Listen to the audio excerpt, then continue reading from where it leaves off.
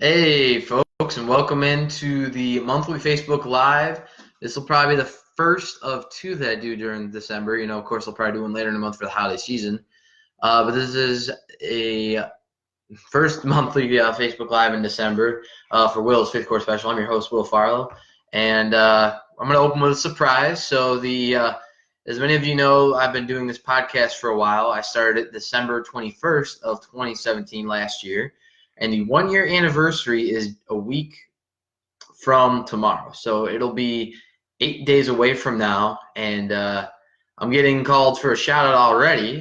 Joey Ventrell, my buddy from I don't know how many classes I've had with him, and Alexis Silvestri, a fellow graduate along with me. That's a spoiler. The reason I kind of picked tonight specifically to do this Facebook Live is in 2 days I'll be finishing hard work that I put together for 4 years.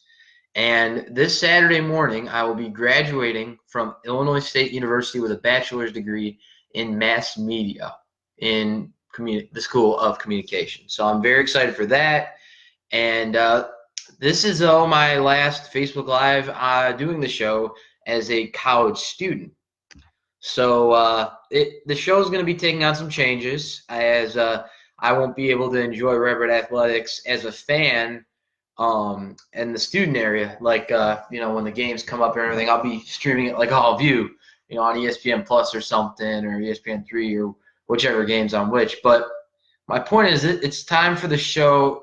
With me graduating, I'm gonna have to kind of evolve that collegiate segment. So I'm looking at probably doing an NCAA like expanded type segment with the collegiate segment. So like anything big going on in the NCAA.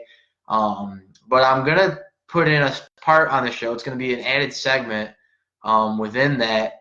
It's going to be like the Redbird update. So the Illinois State or Redbird update. I'm still figuring out the kinks, but I still have a lot of coworkers from when I was at Z&D this year that are still going to be there that have been on the show before. Anthony, Isaac, Hector, Carry-On. Some of the people you've heard on the show with me are going to still be there in the spring, and I want to have them back on a few times. I know since I won't be here, a lot of people I've had on before will be calling interviews. So the plan will be to have each of them come on one at a time, back and forth, multiple times, every other episode or depending on how I want to set it up. To still keep in touch with our Redbird audience, because there's a lot of Redbird alums that follow the show, me as well, future Redbird alum, and a lot of other people follow it. So we're going to have some talk tonight. That was just an update of what you're going to probably be seeing in the next few episodes. If you see a change, that's why it's changing. Over time, it's time to evolve things moving forward. So the show is going to evolve itself as well. And I am wearing something special, but I'm going to highlight something first. Tonight, we have a lot of big topics. Want to welcome in Mari Lamanuzzi from my grammar school. I haven't seen her since probably high school, but thanks for tuning on. Garrett Karsten from the Vedette and the class where I took my last final exam, Comp 374. Good to have you on. And my old news director at WZND, Mr. Lou Janik, who I know is excited to hear what I'm about to talk about tonight. We're both diehards White Sox fans. So we're going to talk about the Illinois State men's and women's basketball teams. We're going to talk about the Bears. They're playing the Packers this weekend.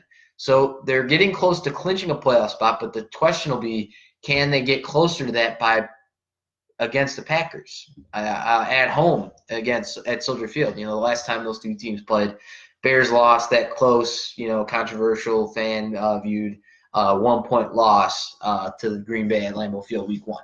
Of course, both teams are on different paths to where their records are right now, but we are also going to be talking a good portion of the show, the winter meetings in Major League Baseball. Reports have come out that the White Sox are, quote, a front runner for Bryce Harper. He was trolling Instagram as well, and there was some contact with Sox players. So we are going to get to that. But first, there is a surprise I would like to unveil to each of you on the show. I'm wearing it right now. It is, it's kind of a commemorative thing I got myself. I started this show a year ago. In 8 days it'll be a year. And I'm very excited for the first 1 year, the first anniversary of this show. It's for the average sports fan, as each of you know, and it's something special to me that I started not just for my career to do something on my own, but for each of you as well. I love doing it so much.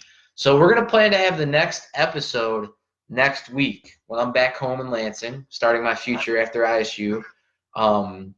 We'll have.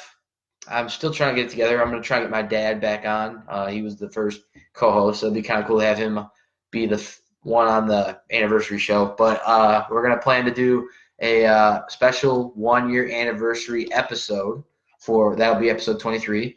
But I made a commemorative T-shirt. So you can see there's it's got Will's fifth quarter special, the buzzer sounding at the end of a score game, turn us your fifth quarter sports talk. Nice little quote on the back.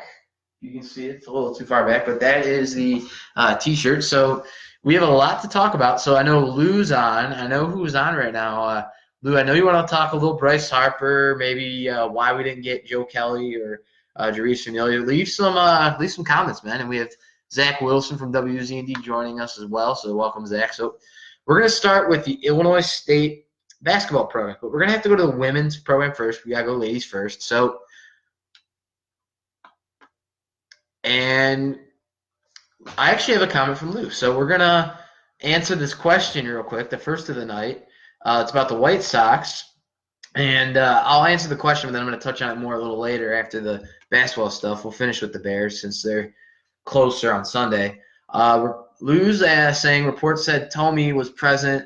The Sox must have said better things about the Sox than the Phillies.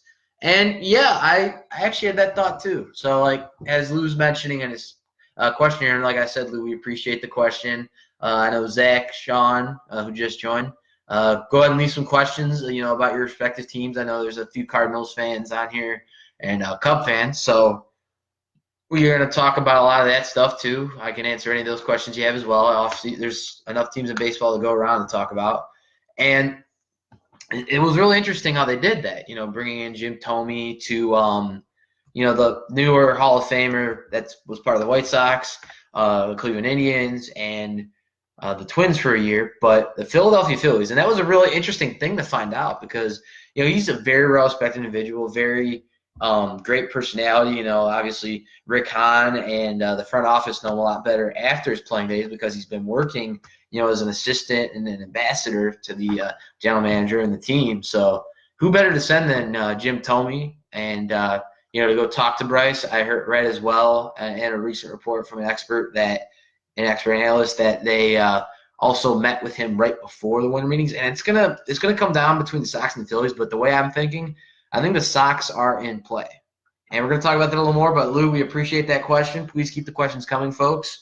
And we're gonna start with the Illinois State women's basketball team, but we're gonna touch on something first about this team. They had their last game on the road where they won in good fashion against Northern Kentucky. So they're on a 3-game winning streak now. My last call they won was Oakland.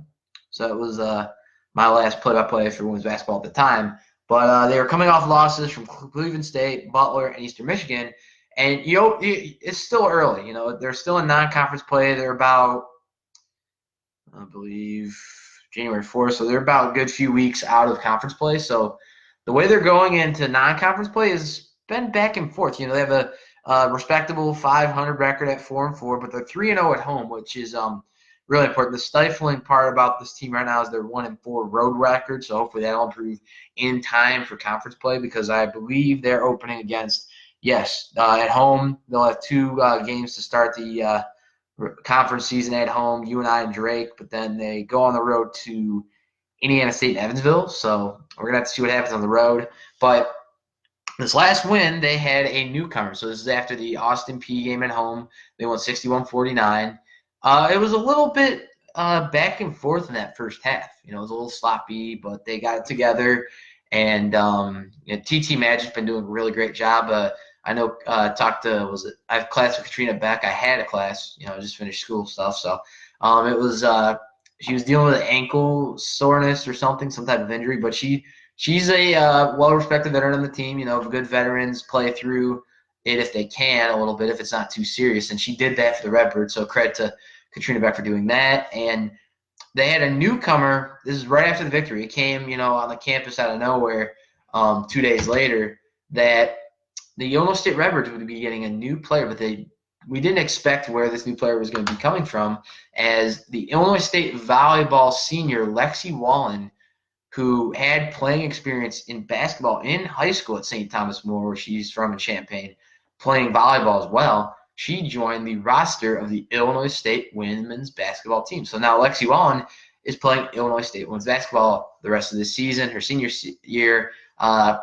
Congrats to Lexi for trying that out. We here at the show support her and her new teammates and how she's going to adjust to the program at Illinois State women's basketball. But that was really cool to see, out of nowhere, a veteran on another team saying, hey, I'm going to be graduating pretty soon. I want to try this before I regret it. And I respect that a lot. Anybody that's getting close to something or even when they're starting something new, trying something different is really exciting.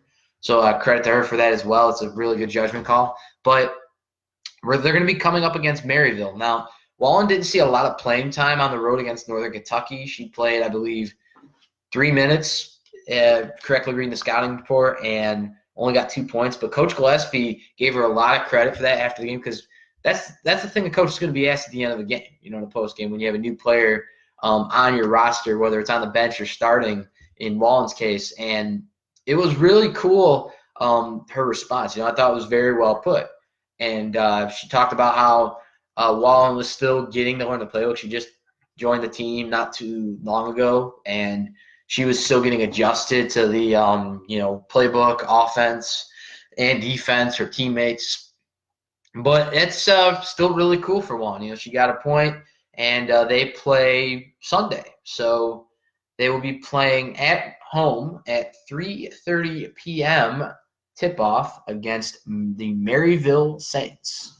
So that's going to be a key game. The Redbirds have another home game after that, but that'll be during the break time, so not a lot of students will be here for that. It is St. Louis University, so that'll be really interesting. And then they're on the road for UMKC. So that's Illinois women's basketball. They're doing a really good job. Still some injuries to players like Mary Crompton, Megan Talbot, and Paige Saylor, but just solid play from TT Magic. Lexi Kudelka doing a really good job off the bench and in the starting role in the post for the Redbirds, the freshman from Nevada, Iowa. Never heard of Nevada, Iowa before. That's a pretty cool name. Katrina Beck's doing a really good job, like we say. Lexi Wallen just joined the team, so best of luck to her with that transition. Simone Goods is just keeping it going. So we're going to keep covering Illinois State women's basketball, as I mentioned. We're going to have, my former team members at WZND coming on to the show as phone call appearances, and we'll keep you guys up to date on all Illinois State athletics. Now we're going to head to the men's side, and it was kind of a somber loss. It was a tough loss on social media night last Saturday. It was Dan Muller bobblehead night, so that was pretty cool. A player and alum now at the university, the coach, Dan Muller, big key person on this campus, whether it's athletics or non-athletics. He's a very good spokesman for this team. And we have to finish. I have 3 more people joining, so I have to give them shout-outs as well. Laurel Becker, my relative Patrick Dillon joining, and Laura Trendle-Polis from one of the heads over at TV10, doing some great work with her students over there and her crew. Laura throws a good Christmas party, too. I was at a holiday party with TV10 and Z&D last night, so that was pretty cool. So thanks, Laura, for that. And we're going to get into men's basketball, though. And I know there were a lot of things you could say about this game, just kind of how it started and finished. It's kind of been a pattern from what I've seen against the last matchup. It was my last sports call for WZND in my career at the station in sports work. I called play-by-play for that San Diego State game we talked about in the last episode, and we were recapping it, and the Redbirds lost by 10. But it's happened similar in this next game we're going to talk about. It was the Ole Miss matchup. Dan Muller's on Twitter, trying to get this thing put together, trying to get the team better chances to get in the tournament, because these committees look at those, certain teams you play as well as the wins and losses you have, and they compare it to the other teams that are trying to get in.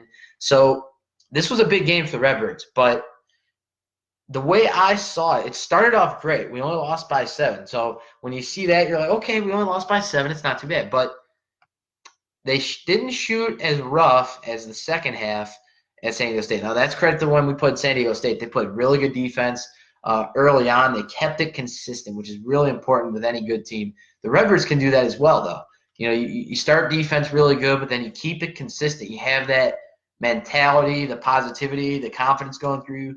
And I think just San Diego State gave them a run for their money. This Redbird team is very well put together this year, but there's some things that need to be a little better pieced together. Like the defense has been really rough right now for the Redbirds. It's something shocking to fans and the coaches and players as well, probably because Dan Muller always preaches defense to his teams very well. But he has a lot of new faces. So you always see this when new players come to a team. They're like, you're still getting the rust out of those new players, and they're also trying to themselves those new players. So like, Ray Dowu, Copeland, Jefferson, some of those guys, just to name a few off the bat, are still fitting themselves into the system, building that chemistry with the players. But it's early enough right now before conference play. We were just talking about it for the women's team. The men's team will play their first conference game at home just the day after the women's team against Evansville. So they have some big matchups still coming up. Cleveland State Sunday, so they'll be right before the women's basketball game at Redbird Arena, and UCF on the road, and Valparaiso to start conference play. So actually, correction, the home conference play will start on the 5th, road conference play on the 2nd. But like I was saying, the first half has been really rough the last 2 home games for the Redbirds, and that's something that needs to be fixed because they'll come back in the second half, so that's great. But if you start a lot, and it's easier for us to say because we're fans. I'm a broadcast guy. I'm the host of the show, so we can say anything we want, but we're not the coaches. We're not the players, so we got to give them their due credit in these situations. You never know what's going to happen, but from our standpoint, it's kind of hard not to see that the first half has been really interesting progress-wise in terms of offense and, getting the ball back on defense, not just in transition, but getting those rebounds. That's been really hurting the Birds in the first half the last 2 home games. And even in the second half, and that heartbreaking loss to USC, I feel like, the Redbirds have a 3-game losing streak. So, after San Diego State, they're like, they have that mentality where they can kind of get their game back together. They had enough time, before they went over to the Windy City. It's not too far of a drive from here, just a few hours. So they had time to practice and get together for that. But I think USC just came with more energy for that game, the way it looked to me. So that's probably what happened there. But this Redbird team is still in a really good place. If you look at the record, yes, it's 6-5, but they still have a 4-2 record at home. The road record I really like. It's only 0-2, which is not too bad. You'd want to win. You want to win in the win column, of course, on the way, but that's still not a bad start in non-conference going into conference play. But this is a Redbird team that has some really great players. I think the player I've been most impressed with, we talked about Keyshawn Evans a lot, but he hasn't been really getting the ball in too much, so he needs to really get in the gym. He's a great player, a good shooter. He's a senior, so he's done a lot of great things for this campus, in the men's basketball program, but he just really needs to get his shot together. And I think that's going to be really important for him. I mean, it's a senior season, so he's obviously probably trying to get his shot going. It just hasn't gone up. It's kind of like what Dan Moore said last year back when William Tinsley had some rough spots in that first year with the Redbirds. You're going to be able to put shots up, which is good, but he's trying to put shots up, and, pretty soon they're going to go up. I feel like that's this year's case with Keyshawn Evans. But Zach Copeland has been picking it up. Hines should probably be back off injured reserve pretty soon. Phil Fain's doing good as usual. Ray Doe off the bench, I think, is playing really good defense. We saw that with Elijah Clarence when he was starting in the program last year. You start with that defense while you're getting that offense better developed in the Division I level. And I feel like Ado's doing that. He's got really good size for this Redbird team. He's going to be the guy taking over Phil Fain when Fain graduates in May. But Jefferson's really impressed me too. Him and Tinsley are a pretty good duo. But this is a Redbird team that's still in a really good place, I believe. You had a guy like Chris Duhon to your coaching staff. That's just going to help even more what was already a pretty good coaching staff under head coach Dan Muller. So the Illinois State Redbird men's basketball team, we wish you nothing but the best, to get out of this losing streak. And you will. We have no doubt. This is a Redbird team that's done really great things for this campus and the program itself. So, as we mentioned, they'll be playing 1 p.m. tip-off Sunday against Cleveland State. You're going to want to check that out at Redbird Arena. And on the road to UCF 4 days before Christmas. And to start the new year, the Redbirds will be playing on the road to start conference play. and playing Valparaiso Crusaders. So now we're going to go into the topic I've been looking the most forward to. Now, of course, I love talking Redbird sports. I always will. I'm going to miss going to the games as a fan, but as a student at least, but I'll be going as an alum. But anyways, we are going to start with the White Sox winter meetings talk. Now, we'll talk about the Cubs, but they didn't make too many moves. The only big thing that happened with the Cubs during the winter meetings was they lost their bench coach, Coach Hyde, to the Baltimore Orioles. Baltimore Orioles' new manager is the now former bench coach under head coach John Madden, the manager for the Cubs. So the Cubs didn't really spend too much money, but they were in the headlines with the White Sox on this just because Chris Bryant and this guy are like BFFs. Bryce Harper. So the White Sox have been in on Bryce Harper and Manny Machado for a very long time. And I know there's some people on it I got to announce too that are want to hear about this. Jen Wattis from WZND, thanks for joining. Joe Pascotta, Taylor Bauer, my old GA when I took some classes here, thanks for joining. Student body president at Illinois State University, the man of the hour, Mike Rubio. And fellow White Sox fan, Mike Milicic is here. So thanks for joining, everybody. And Mike, I'm sure you have some questions about the White Sox winter meetings, what we're seeing. It's interesting. I talked about it with a lot of people. I was just telling my dad this the other night when I was talking to him on the phone. The way Twitter is being used to announce sports, signings, free agent signings, trades, pretty much sooner than where we checked before, like Bleacher Report or, watching on ESPN or the different MLB, NFL, NBA networks. They're breaking on Twitter pretty quickly, these analysts, which is really interesting. I like that. It's just using that newer technology to reach, your audience, whether it be the young adult or younger generation. But the White Sox have been in the headlines, but they did make a move trading for, I believe it was Ivan Nova, a pretty good pitcher. Rick Hahn even mentioned that he wanted to make this move right before the when he was with the Yankees, so before when he went to the Pirates.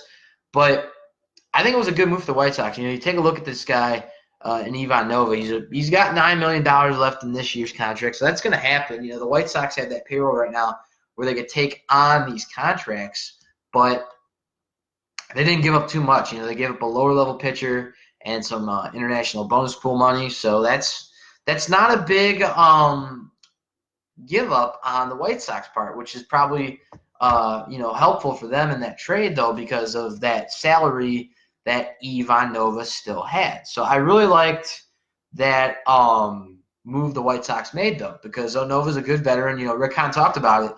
When you're losing a guy like James Shields, now, yes, probably the big reason James Shields didn't come back was because of that large contract. But,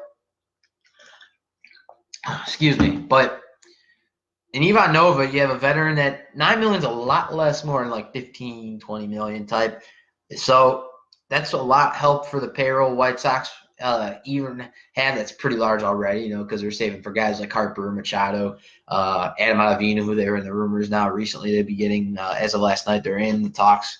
Wade's looking at the Red Sox and them at the top right now for him in terms of interest. And Ivan Nova was traded to the White Sox for a low minor league righty from the White Sox, Yordy Rosario, along with $500,000 in international signing bonus space.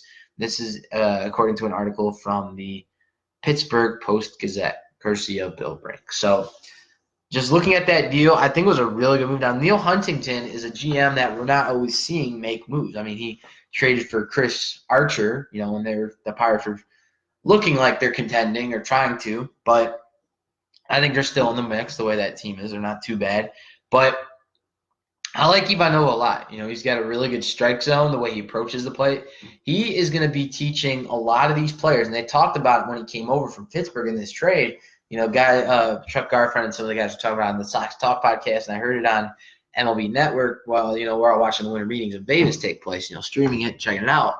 They were talking about how this guy really was a great mentor for the young Pittsburgh pitchers. Before they made the deal for Archer, they had guys like Tyler Glasnow and some of the guys they still have in that pitching rotation, in the minors and such. Ivan Nova has had that effect on those players. I'm sure when he was with the Yankees, too, he was a big help to a guy like Luis Severino, who was probably about 22, 23 years old, I think, at the time, because he's about 24, 25, so he's still pretty young. But I think Nova's going to be a really good piece. It helps the White Sox, too, because, Kopech's going to come back in 2020, but if they really like what Nova does, and, we'll have Kopech up probably back by then, you'll have Cease, of course, Ronaldo Lopez and Gio.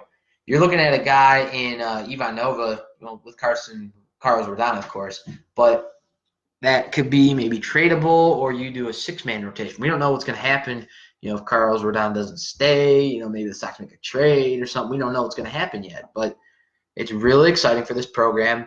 On the south side of Chicago, they made a smaller move than people expected, and a lot of people thought, hey, they're going to be putting out the money for some of these big relievers that have just gotten traded, or they're going to trade for Evan Diaz. But Rick Hahn is sticking to his long-term plan. He talks a lot about how he has that good camaraderie, not just Jerry Reinsdorf, the owner of the White Sox, but Kenny Williams and him, I think, have had a better built relationship in their roles.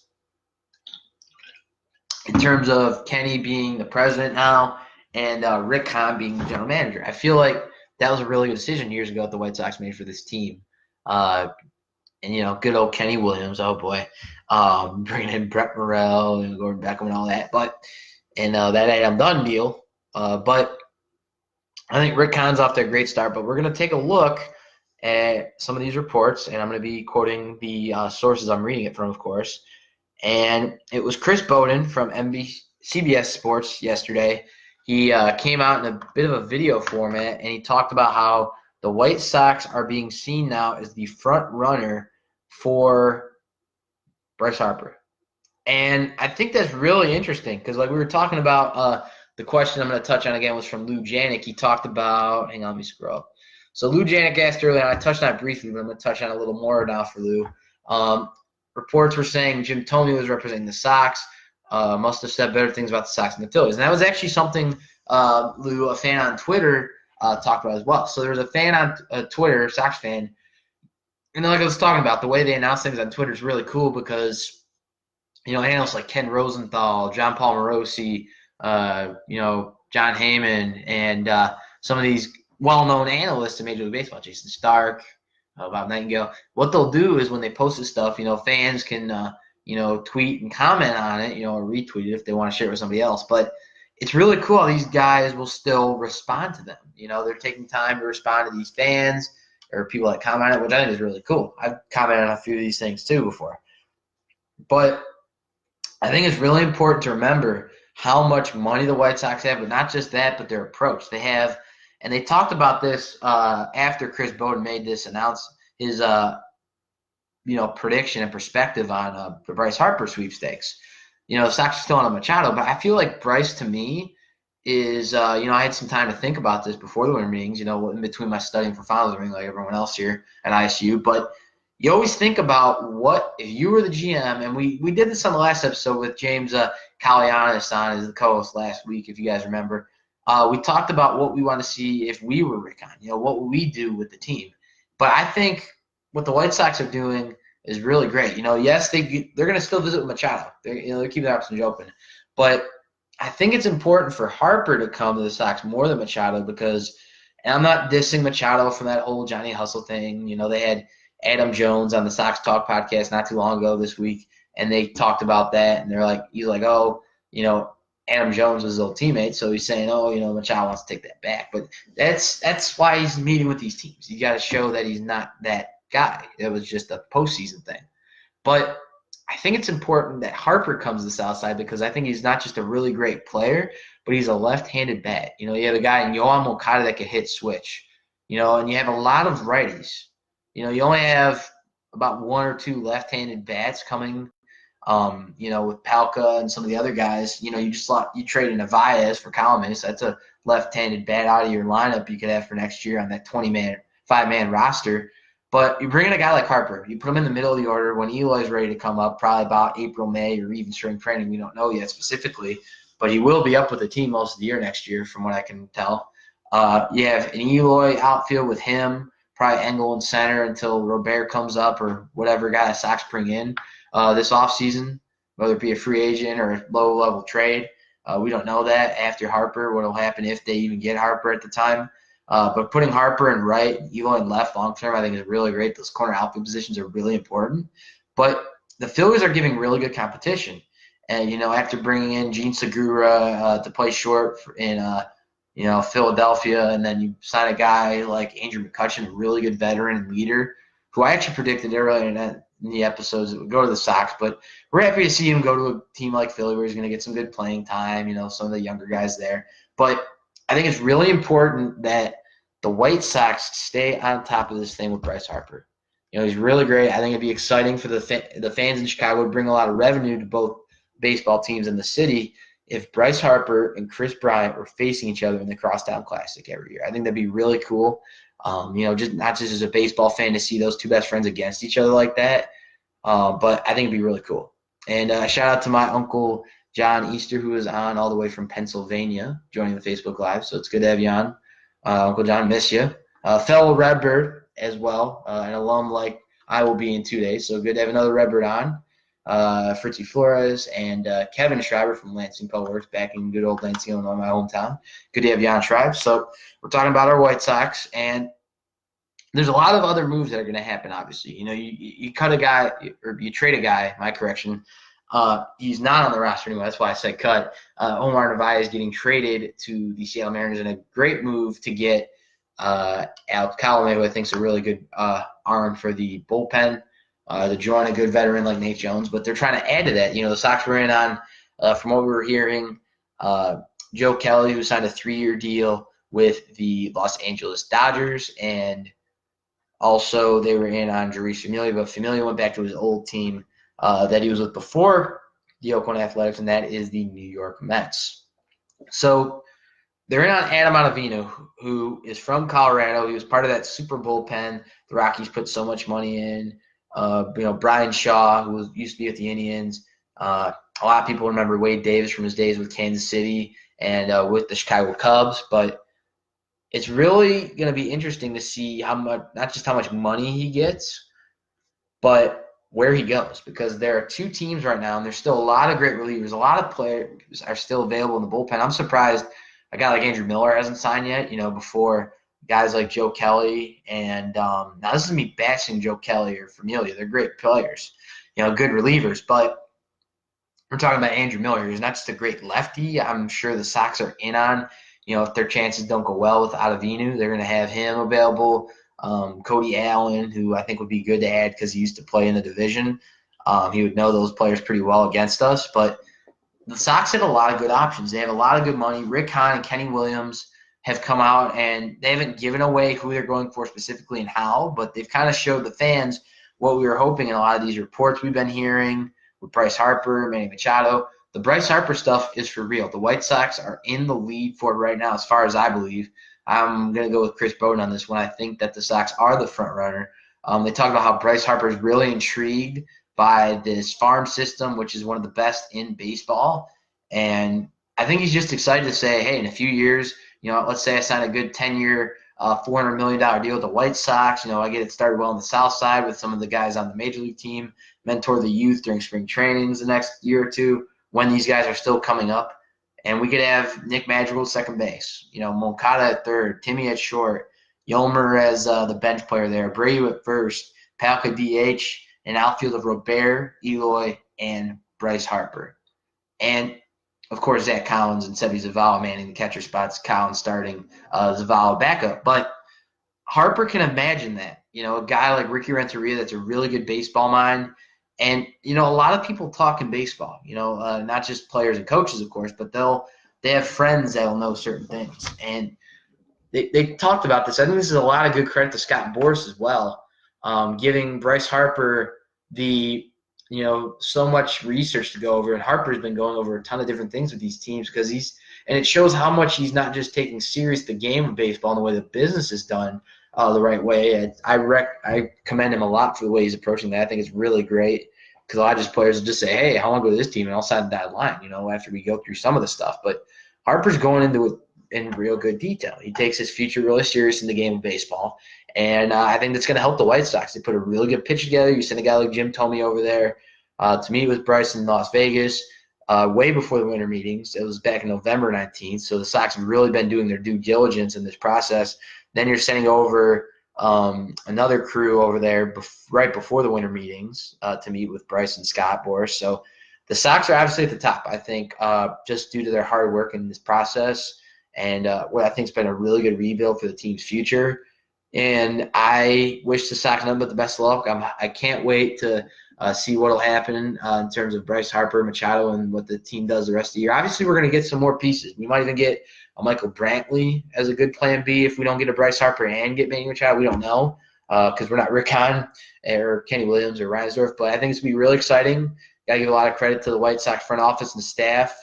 The marketing crews they got together, Jim Thome, to talk to Bryce Harper and all this stuff. And let's just hope Scott Boras sees the White Sox an opportunity. Yes, they're a rebuild. He doesn't like the rebuild stuff. He was in the news about his views on that stuff. But the White Sox are one he's going to have to see past is the rebuild issue. And I think Bryce Harper would have a really great career on the south side of Chicago. So when that hat is broken, whether the Sox make that big move, if they don't, if a big move is made, we will do an emergency Facebook Live on this show. I will do one to talk about it with each of you. So we're going to now go into the final part of the show. I just want to thank everybody that has tuned in so far and just joined in this show. It's just a sentimental memory for me right now. My last time as a Redbird student or in education as a student, I'm moving on to bigger things and got a bright future. I just filled out a few more job applications this morning, so I'm excited about that. Had an interview over fall break and got another interview coming up. So my future's in a good place. Just got to pick the right destination. And this show, people were asking me at school, are you going to stop doing the podcast and, work on your future? And I said, I could do both. This show is part of that future. And you guys, part of the Will's Fifth Quarter Special family, all of those of you that tune in, heard about the show, support the show, and listen to it like right now, you're part of that future with the show as well. You're with me in this future. It's not just me manning my own ship. You guys are part of this crew by how well you support the show, how much support the co-hosts are that have been on, and the interviews I've done. So we're going to talk about the Chicago Bears, then I'll get a little sentimental towards the end here. But the Chicago Bears are in an incredible place right now this season where a lot of people didn't expect them to be at first. They thought, this would happen, year or two under head coach Matt Nagy. But it's happening year one with their new head coach that used to be the offensive coordinator under well-known head coach Andy Reid of the Kansas City Chiefs. So this Bears game is going to be, can we prevent what happened in history? Because the Bears lost to the Packers, as I mentioned earlier on the Facebook Live here, 24-23 back on September 9th at Lambeau Field. Now, that was a really tough game. It was very close. Both sides are playing good. It was the debut of in the regular season for new Bear Khalil Mack and, Mitch's first game at Lambeau. So Bears put up a good fight. Of course, we didn't expect Rodgers to come back, but that's another story. But both teams are in different spots right now as the Bears are 3 weeks away from what they hope should be a good playoff run and maybe going to the Super Bowl. We don't know. It's going to be, I think, really tight in the NFC. And they beat an opponent at home that is going to be probably up there with them in the playoffs, wherever the Bears end up in the rounds, is the LA Rams, the NFC leading LA Rams, but now it's New Orleans, as the Rams were beaten by the Chicago Bears at Soldier Field this past Sunday, 15-6. So both quarterbacks had a bit of a rough game. It was Mitch's first game in 2 weeks, so that's going to happen. He's still pretty young as well, along with Jared Goff, but they threw a lot of picks on both ends. Both defenses were able to get points for their team, and the Bears have had that lead for a while in that game. They kept it most of the second half. They kept it really well stood together, and the Rams didn't score a touchdown. They scored 2 field goals to get to that 6. And that Bears safety to make it 8-6, and then all of a sudden getting that score really helped the Bears. And, they're playing the Packers at noon kickoff December 16th this Sunday. But then the next 2 weeks after that, you got the Niners on the road, then the Vikings on the road. So the Bears right now are doing better than they have in past years or in the last decade or so in terms of wins against division teams. So they're at 3-1 in that right now. let's say you go and play Green Bay at home, do what you did against the Rams, carrying that mentality, that Matt Nagy solid presence. You go and get the Packers. You get revenge from week 1. You take down Aaron Rodgers in the pack. You go to 10-4, but then you go into, the Niners, I wouldn't say is going to be too easy of a matchup because they still have some pretty good players. So you take down them and you try and get the Vikings. Now, I'm not going to say they're going to win all 3 games because this is football, so anything can happen, but I predict the Bears. I predicted this in the beginning of the season on my own. I didn't really share this with anyone. An 11-5 record on the year. But a sad note, though, for the Bears the rest of this regular season, as Bryce Callahan, he went out with an injury during the second half of the game at Soldier Field against the Rams, and Coach Sean McVay, he's out for the season, so it's a tough loss for the Bears. Bryce Callahan's one of my favorites to watch on defense because he's not one of the best cornerbacks in the league, but he's pretty much on that list now the last few years. The way he's played in a role position for the Bears. He's really good at getting, picks, making defensive plays, and just being a team player. He's basically like what Taj Gibson was for the Chicago Bulls. But the Bears' defense is doing really great. That's credit to Fangio, Khalil Mack, Leonard Floyd, Roquan Smith, who I think is a really great rookie for the Bears from what we've seen now.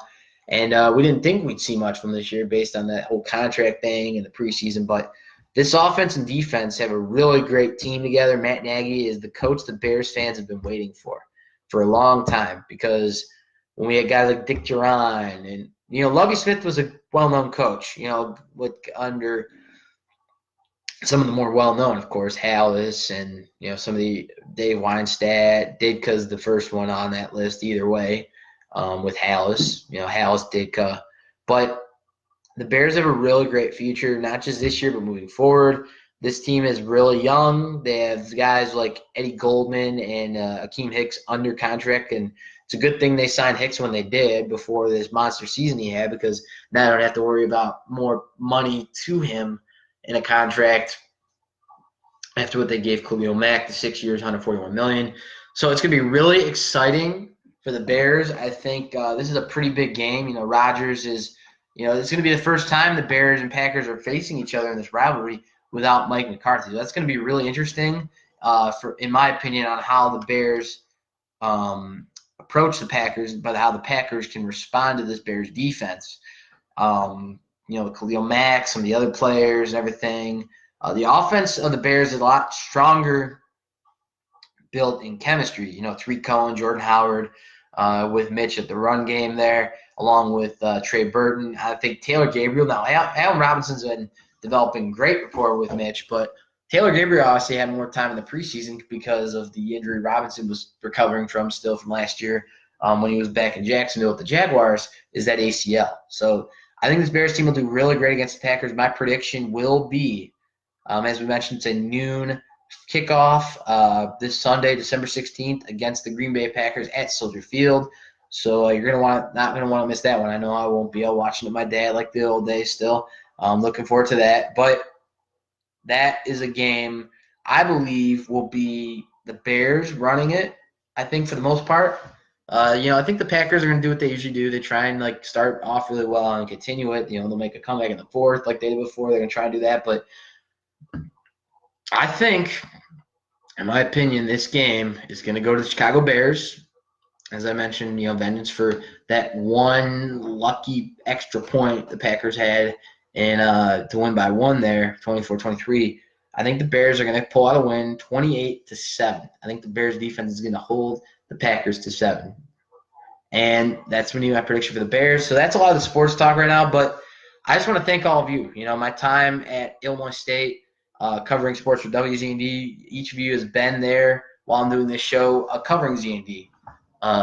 Sports at ZND or talking about Red Bird Athletics on this show. I really appreciate you guys tuning in to everything I've done, whether it's with the show or not with the show. So I want to thank each of you for that. Wish all of you a special happy holiday, but also special thanks go to the SIDs in Red Bird Athletics, Randy, Bill Salyer, Mike Williams, and his crew to help get the interviews we had on the show. We had Dan Muller back on episode 8 last year, so thanks to him for that. Chris Duhan, new assistant for the Red Bird men's basketball team over the summer. And we've interviewed great people as well, like Lexi Varga, who's a great friend to me and the show. So thank you for that, Lexi, along with a coach I respect a lot, along with all the other coaches in Redbird Athletics. I have each a solid amount of respect for these coaches in Redbird Athletics. They're really great personalities. They do the best. They put their best foot forward as always every day for Redbird Athletics, kids in the areas, charities and such, and the Redbird family as well. Coach Leah Johnson of the Illinois State volleyball team was a pleasure to have on this show, and there'll still be some Redbird talk on here, but it's time to move on. I'm starting a new chapter. I'll be graduating Saturday, but I will still be talking my Redbirds in this show. I'm going to miss seeing those games as a student in the student section, but I'll still be a fan in, like each of you, visiting and enjoying continued Redbird sports. So this will be the last time I talk to you before the episode next Friday on the 1 year anniversary of Will's Fifth Quarter Special. So please tune into that when it's up. I'm going to try to definitely get it up before next Saturday or Sunday, because the Bears will play on Sunday, so we got to watch that game. So this is Will Farlow for the final time on the campus of Illinois State University as a Redbird student in Normal, Illinois. The next time you'll hear me, I will be a college graduate starting his future. And I want to thank each of you for being on with me tonight on this Facebook Live. I hope each of you have a very safe and enjoyable weekend, and watch some Bears football, watch some Redbird Athletics, go on ESPN Plus, ESPN3, check it out, and enjoy the winter meetings, post-talk. There's a lot of things going to happen. I know my Uncle John's a big Yankees fan, so even though he's in Pennsylvania now, but Uncle John, your Yankees might get Manny Machado there, so we'll have to talk about that, of course, near Christmas. But this is Will Farlow from Will's Fifth Quarter Special saying thank you for tuning into this Facebook Live for the last time from Illinois State University. Have a great evening, everybody.